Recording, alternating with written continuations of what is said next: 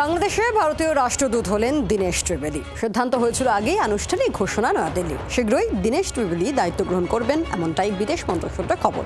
বাংলাদেশে ভারতীয় রাষ্ট্রদূত হিসেবে নিযুক্ত ছিলেন প্রণয় বর্মা, এবার দায়িত্ব গ্রহণ করবেন প্রাক্তন রেলমন্ত্রী।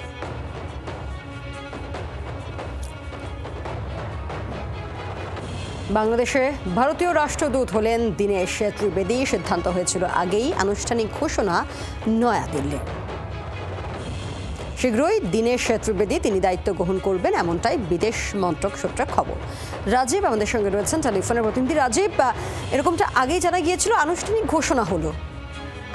একেবারেই দেখো, দীনেশ ত্রিবেদী তিনি বিজেপি নেতা ছিলেন এবং তিনি তৃণমূল ছেড়ে বিজেপিতে যোগ দিয়েছিলেন, রাজ্যসভার সাংসদ ছিলেন। তাকে কেন্দ্রীয় সরকার বাংলাদেশের হাই কমিশনার হিসেবে নিয়োগ করেছেন এবং সরকারিভাবে এই খবর আগেই এসেছিল, কিন্তু সূত্র মারফত সেই খবর ছিল।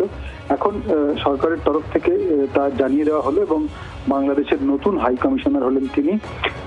সেখানকার অর্থাৎ ভারতের তিনি রেলমন্ত্রী ছিলেন এবং এর আগে একাধিক গুরুত্বপূর্ণ দায়িত্ব সামলেছেন এবং বাংলাদেশ হাই কমিশনের তাকে পাঠানোর বিশেষ কিছু দিক রয়েছে, এমনটাই বিশেষজ্ঞ মহল, কূটনৈতিক মহল মনে করছেন। কারণ তিনি বাঙালি, বাংলা বলতে পারেন, তার দেশের সরকারের চালানোর ক্ষমতা রয়েছে, মন্ত্রিত্ব সামলেছেন।